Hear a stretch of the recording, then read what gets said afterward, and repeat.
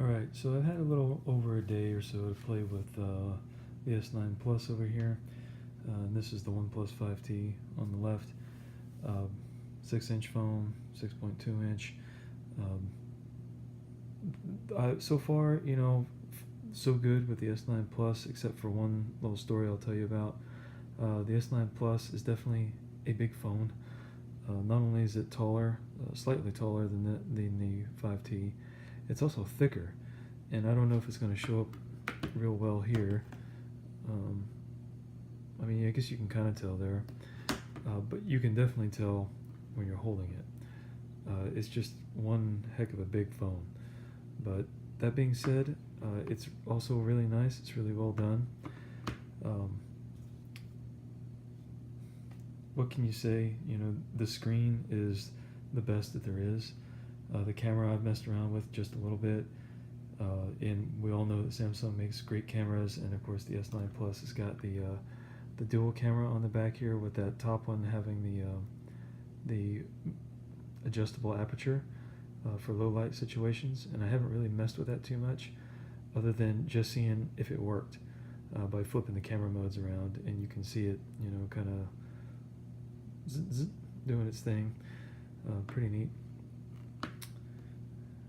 A couple of things about the S9 Plus. Okay, so this is the AT&T branded version that I have here, and I had a lot of problems when I first was setting up the phone with getting the fingerprint scanner to work.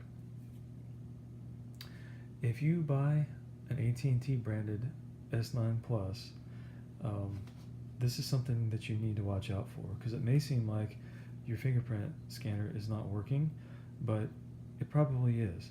So when I was setting it up, you go through all the steps and set up your fingerprints, and everything was pretty much like normal, and it would verify that your fingerprints were working. Then I would go, turn off the screen, and I go to put my finger on the fingerprint sensor, and you'd just be tapping away, and like nothing would happen.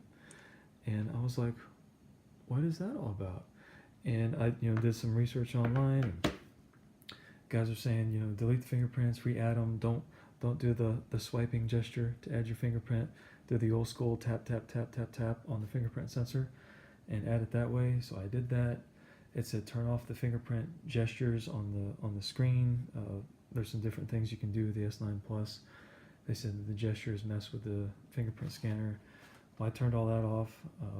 I messed around with it, and if the screen was off, I could not get the phone to wake up with the fingerprint sensor. And I've been messing with these phones for a long time, and anymore, like on the 5T here, it's boom, it's lightning fast, and that's what I've been used to. I thought something was wrong with the phone, so I ended up calling up Samsung. They didn't know. They just told me, if it's broken, return it. They didn't offer any kind of replacement. They're like, just reorder it. Well, when I selected to return the phone, it canceled the order that I had for the Dex pad, which has not been shipped yet. And it kind of, that really kind of ticked me off. Like, I didn't want it for free if I wasn't going to keep the phone, but at the same time, I just wanted a replacement phone. I wanted to send this one back and get one back in that worked. After that happened, I kept messing around with it, and I ended up finding out how to fix it. So here's the fix. And I actually found this out from, I don't remember, some random website online, but the dude had the same trouble I did, and he went right to the solution. So you come into settings, and you're going to search for, and it's already here in my history, you're going to search for secure lock settings. Okay, find that. As for your PIN. Okay, now I have no way to really verify this, but what the forum was saying online is that on the AT&T firmware, you see this up here where it says secured lock time? Right now mine says screen will be locked instantly with the power key or screen timeout. You tap this, that is not the default. The default is 10 minutes. Okay, the screen will be locked after 10 minutes of inactivity. So that's what it looks like when the phone comes from Samsung. So then you turn this off and you go to hit the fingerprint sensor back here, and this thing will not wake up. And the reason I knew, after I submitted the return request, the reason I knew that it had to be a software thing was because I would get frustrated and I'd set the phone down and I'd go back to my 5T and I'd come back and pick up this phone and I'd hit the fingerprint sensor and it would unlock, but it would only do it once. And I couldn't figure out what was going on. And, that setting is so buried in there that I honestly don't know if I would have found it without that site. So if this is you, if you bought one of these phones and you're like, dude, what is wrong with the fingerprint sensors? The odds are good, it's probably nothing. You just come in here and you set that thing to instantly.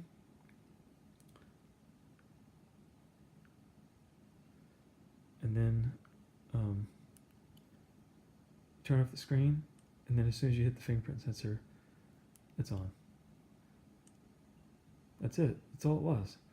So I called up Samsung. I said, hey, I figured out what was wrong with the phone.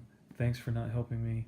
I want to get that DeX pad back on order. And they told me, sorry, you've already submitted the return request. We had to cancel the additional promotional item. The only thing we can do is send an email to our promotions team asking to get a code for you to order that item for free. And they said there's no guarantee, but that's all we can do. Otherwise, go ahead and send this phone back and reorder, and then you can get whatever promotional item is offered right now.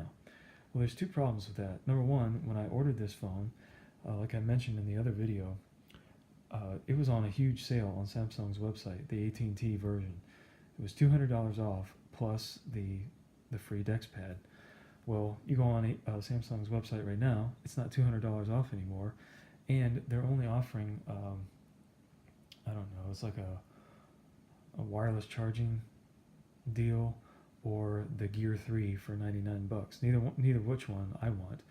I want to try that docking station out. So if you have the trouble, that's the fix. I know it's dumb, but it is what it is.